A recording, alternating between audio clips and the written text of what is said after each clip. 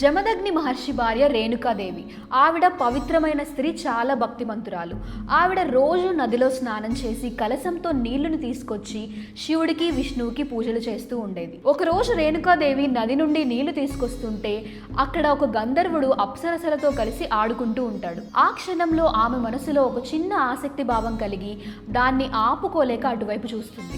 దానివల్ల ఆమె పుణ్యం, తపశ్శక్తి కొంచెం తగ్గి కలశంలో నీళ్లు కూడా కొంచెం తగ్గుతాయి. జమదగ్ని మహర్షి కలశంలో నీళ్లు తగ్గడంతో రేణుకాదేవి పవిత్రం పోయింది అని భావిస్తారు. అప్పుడు క్రోధంతో తన పిల్లల్ని పిలిచి, మీ తల్లి ధర్మంలో తప్పు చేసింది, ఆమెను నాశనం చేయండి అని చెబుతాడు. భయపడి ఎవ్వరూ చేయలేదు. కానీ పరశురాముడు తండ్రిపై ఉన్న భక్తితో తండ్రి మాటను దేవుడి మాటలా భావించి తన తల్లిని చంపేస్తాడు. దానికి జమదగ్ని సంతోషపడి పరశురాముడికి ఒక వరం కోరుకో అని అంటాడు. అప్పుడు పరశురాముడు నా తల్లిని పునఃజీవించండి అని అడుగగా జమదగ్ని మహర్షి ఆమెకి తిరిగి పునఃజీవితాన్ని ఇస్తారు. కానీ పరశురాముడిలో నేను తల్లిని చంపాను, ఆ పాపంని ఎలా తీర్చుకోవాలి అని ఉండేది. దానికి ఋషులు ఈ పాపం తగ్గడానికి శివధ్యానం చెయ్యాలి అని చెప్పగా పరశురాముడు అడవి మార్గంలో వెళ్తుంటే దట్టమైన అడవి మధ్యలో ఈ లింగాన్ని చూసి తనను తాను మైమరిచిపోతాడు. అక్కడే ఒక కొలను ఏర్పాటు చేసుకొని పక్కనే తపస్సు చేస్తూ ఉండేవాడు.